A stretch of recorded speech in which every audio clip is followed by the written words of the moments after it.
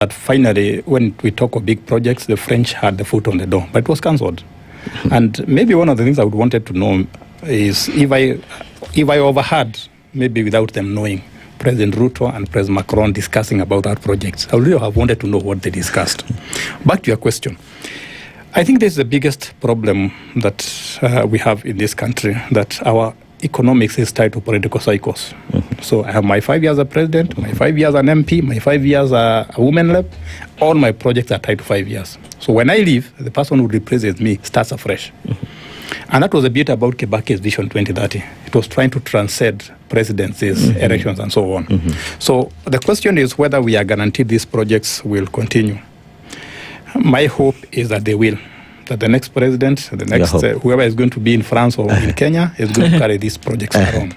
But it's a big if, because every president who comes has his own or her own projects. I'm using her because we still haven't had a female president in Kenya, and I think I would like us to have one just to see the difference after 60 years. So there's no guarantee this one will go up to the end, but we hope they can, because they look, from the paper, they look very good projects, and they would benefit majority of Kenyans. Again, we hope that they will be carried through.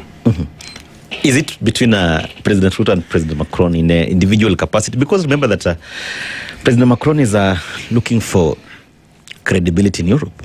President William Ruto appears to be arrived at the political scene and, of course, the global scene, the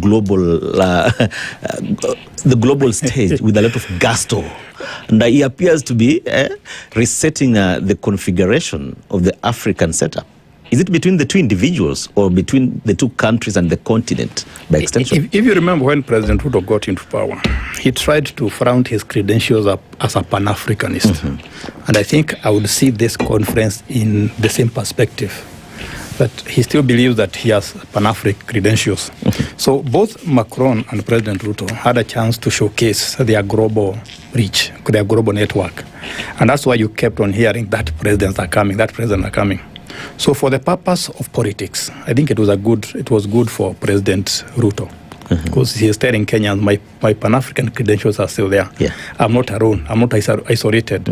Because after 2024 protests, there was a backlash against Kenya. So he is trying to build new bridges. Now for President Macron, I think he's the greatest beneficiary, because France has not been having very good image in West Africa.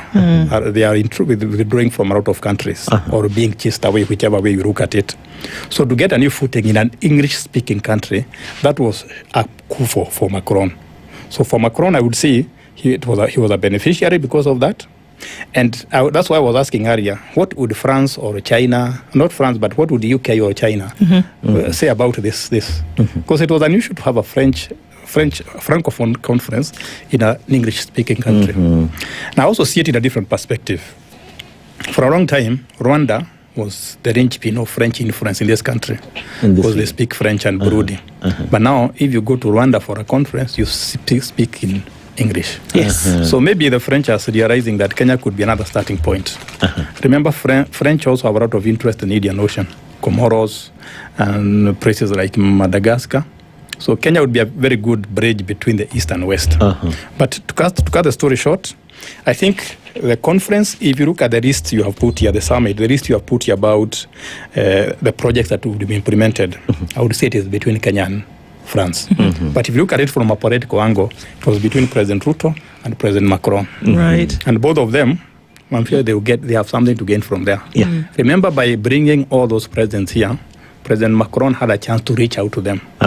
You know, I don't know whether you are married, but the best way to get somebody to marry you and to get closer to you would be to take that person out, maybe in a cafe or for a trip to Mombasa or somewhere else. The conversation changes.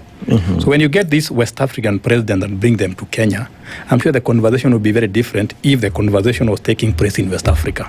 And I think that was the coup that I'm saying President Macron had on those presidents. I'm sure they talked a different language in Kenya as compared to when they were in West Africa elsewhere. And the French can talk a good game when they take you out, that's for sure. Yes.